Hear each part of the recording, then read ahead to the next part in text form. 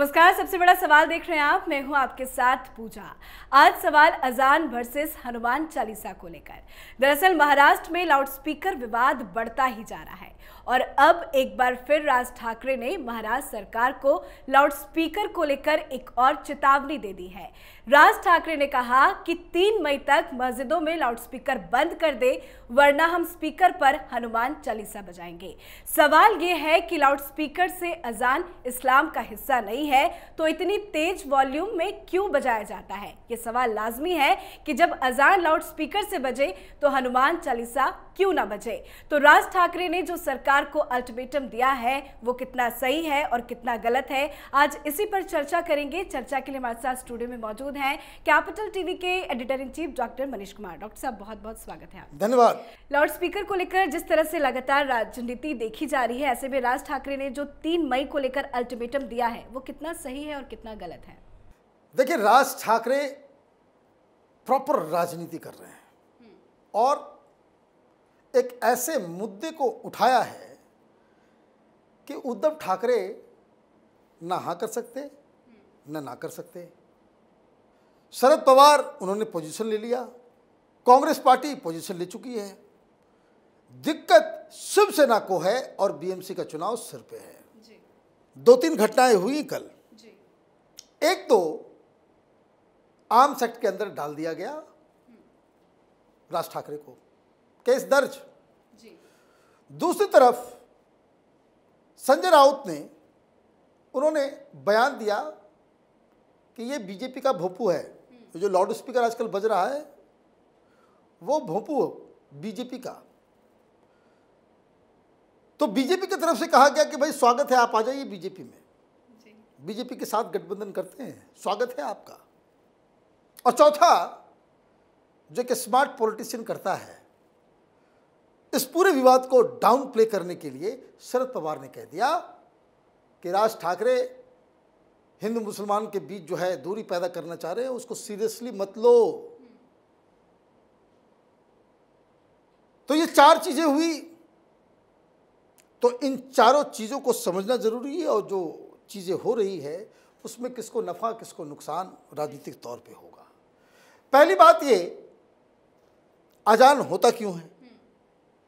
अजान इसलिए कि 1400 साल पहले नमाज का वक्त हो गया तो कोई आदमी अजान पढ़ता था कि मोहल्ले टोले के लोग आ जाए। उस वक्त घड़ी नहीं थी तो एग्जैक्ट टाइम के लिए एक आदमी जो है मस्जिद से वो करता था। अभी तो सबके पास घड़ी है, अजान की ज़रूरत नहीं होती। बहुत सारे ऑफिसेज में अजान नहीं होता लेकिन सब लोग नमाज के समय इकट्ठा होकर के नमाज पढ़ देते हैं। सबको टाइम मालूम है, सब कुछ ये है। लेकिन धीरे धीरे हिंदुस्तान में इस्लामिक आइडेंटिटी को असर्ट करना है कि हमने यहाँ 800 साल हमने हुकूमत किया है, हिंदुओं को गुलामी में रखा है, इसलिए हम जो मनाएगा वो मैं करूंगा। तो लाउड स्पीकर आ गया। Most of the Islamic countries, वहां लाउड स्पीकर अलाउड नहीं है, बैन है। लेकिन हिंदुस्तान में मस्जिदों को आप देखिए, 10-10, 20-20। भाई आपको करना है करें आप। और कभी ईद बकरीद है, उस समय आपको सेलिब्रेट करना है, अजान उजान 1 दिन 2 दिन के लिए किया जा सकता है, कोई बड़ी बात नहीं है। लेकिन ये अब जिद का मसला बन गया। और महाराष्ट्र में एक ऐसी सरकार है जो वैचारिक रूप से कंट्राडिक्शन की पूरी थैली है, आपस में ही विरोधाभास। एक कांग्रेस पार्टी है, दूसरी एनसीपी है। कभी किसी ने सुना है कि शरद पवार, जो खुद को मराठा लीडर कहते हैं, छत्रपति शिवाजी महाराज, संभाजी महाराज, उनकी तारीफ में कोई कसीदे पढ़ रहे हो? नहीं। औरंगजेब से प्रेम है इन लोगों को क्योंकि मुसलमानों का वोट चाहिए। ये अफजल के प्रेमी हैं, मुसलमानों का वोट चाहिए। लेकिन इन लोगों के बीच फंस गई शिवसेना। सत्ता चाहिए तो आपने कॉम्प्रोमाइज कर लिया। अब अचानक से लगातार आप देखिए, ये जितनी भी इश्यूज हैं, नॉन इश्यूज को इशू बना करके राष्ट्र के लेवल पे आंदोलन करने का जो काम नया मुसलमानों के बीच शुरू हुआ है, this are all well organised. अब अजान का मुद्दा शुरू हुआ तो राज ठाकरे ने वो जो फिल्मों में एंट्री जिसको कहते हैं ना कि हीरो की एंट्री कैसे होती है, तो एंट्री इज वेरी इंपॉर्टेंट। और राजनीति में timing is very important. How you inter into a issue और उसकी टाइमिंग क्या है। तो मुद्दा भी राज ठाकरे ने सही चुना कि जिसमें अघाड़ी के वैचारिक विरोधाभास को पूरी तरीके से एक्सपोज किया जा सकता है, और दूसरी तरफ आपने टाइमिंग भी एकदम वाजिब चुना कि ये मसला पकते पकते पकते उस मुकाम पे पहुंच जाएगा जब बीएमसी के चुनाव होंगे, ये मुद्दा उस चुनाव का अहम हिस्सा हो जाएगा। वहां बीजेपी कुछ नहीं बोल रही।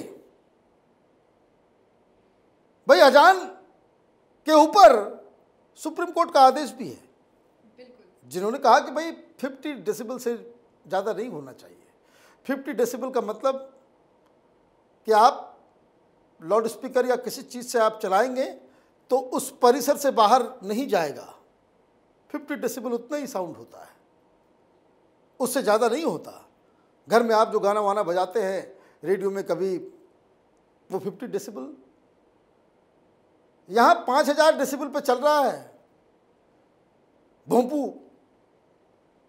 तो इन्होंने पकड़ लिया कि अब बताओ गलती क्या हुई।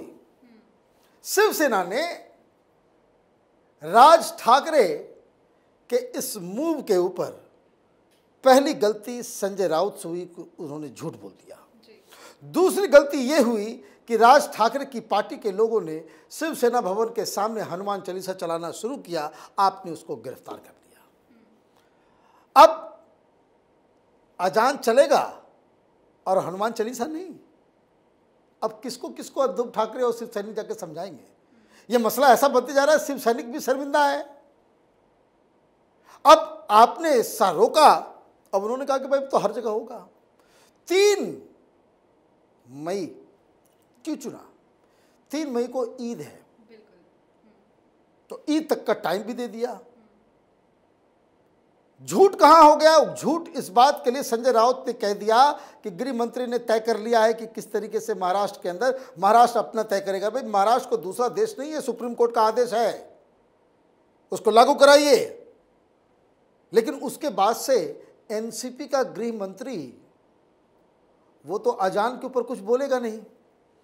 इन्होंने ठीकरा गृह मंत्री के माथे ठोक दिया कि उन्होंने तय कर दिया है, और गृह मंत्री गायब। इस मुद्दे पे एनसीपी बोल ही नहीं सकती, मुस्लिम वोट भाग जाएगा। अगर आप कोई गृह मंत्री एनसीपी का है, संजय राउत ने टोपी जो है उठा करके पहना दी शरद पवार की पार्टी को, और वहां पे कोई बोलेगा नहीं, बोलेगा तो मुस्लिम वोट खत्म। और इन चीजों को राज ठाकरे ने पकड़ लिया। अब क्या हुआ? अब राज ठाकरे ठाणे में थे, अब उन्होंने तलवार रैली में दिखाई। अब उनके खिलाफ आपने आर्म्स एक्ट डाल दिया। अरे भाई, किसी भी पब्लिक रैली में नेता तलवार दिखाता ही है।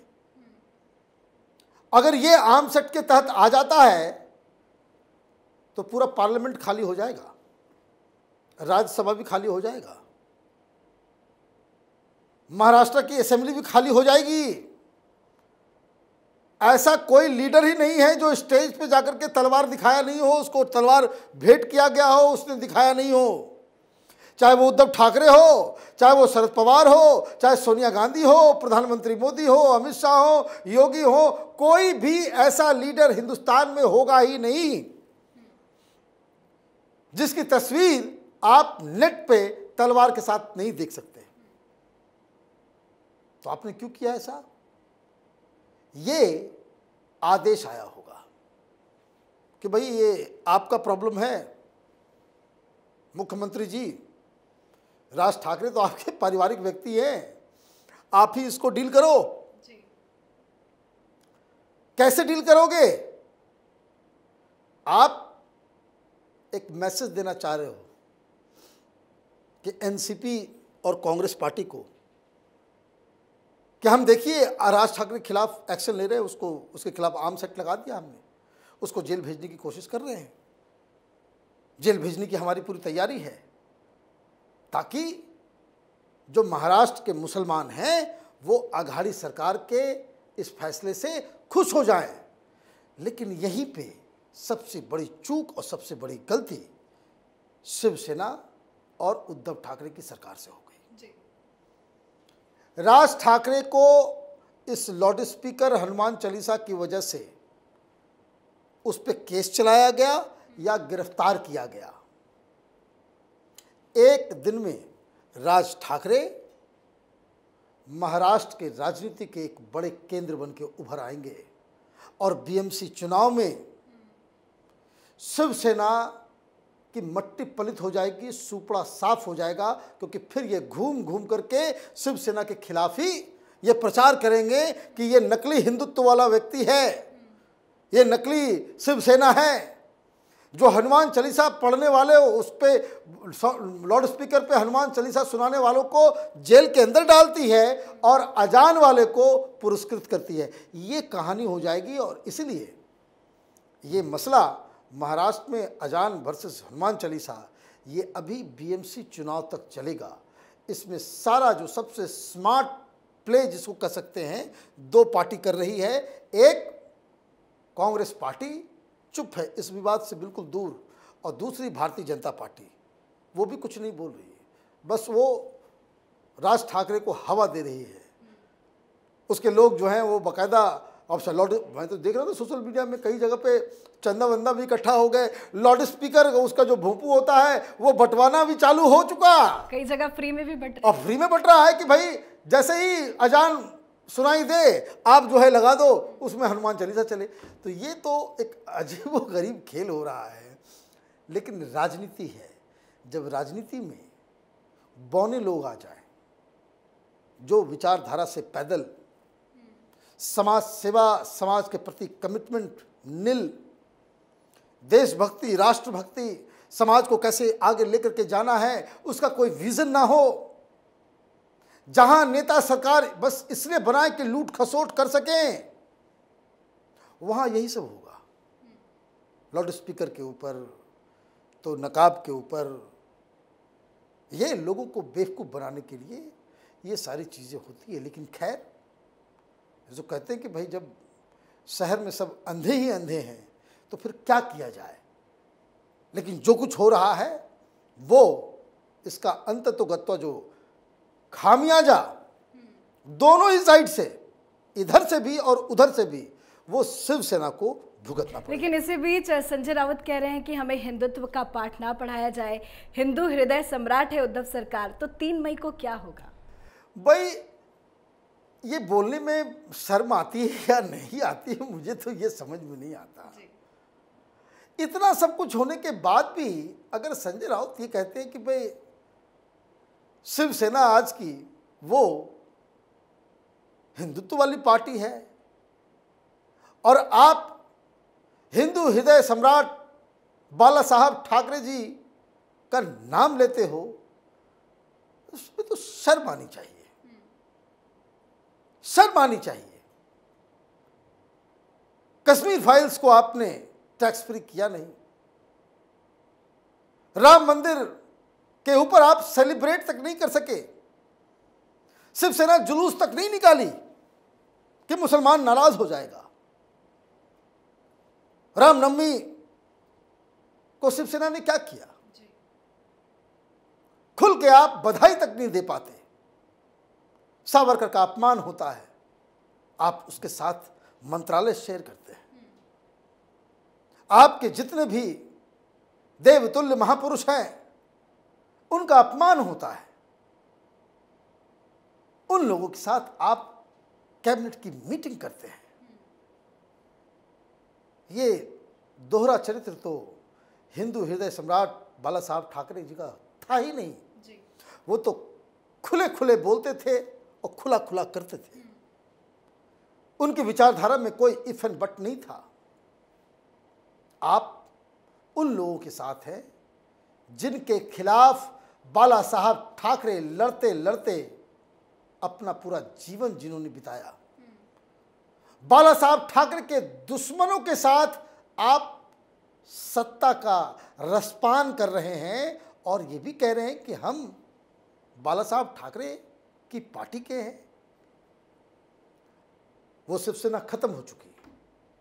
ये शिवसेना सत्ता लोलुप शिवसेना है जो सत्ता में रहने के लिए कोई भी कॉम्प्रोमाइज करने को तैयार है। तो राजनीतिक मुद्दा बना है तो 3 मई का इंतजार करना होगा। 3 मई तक का इंतजार करना होगा। हालांकि मेरा जो गट फीलिंग है उसमें कुछ होना नहीं है। बस होगा यही कि शिवसेना का जो वैचारिक पोजीशनिंग है वो एक्सपोज होगा। उद्धव ठाकरे को बहुत नुकसान होने वाला है। ये एक ऐसा मुद्दा है। चलिए, बहुत बहुत शुक्रिया बातचीत। धन्यवाद।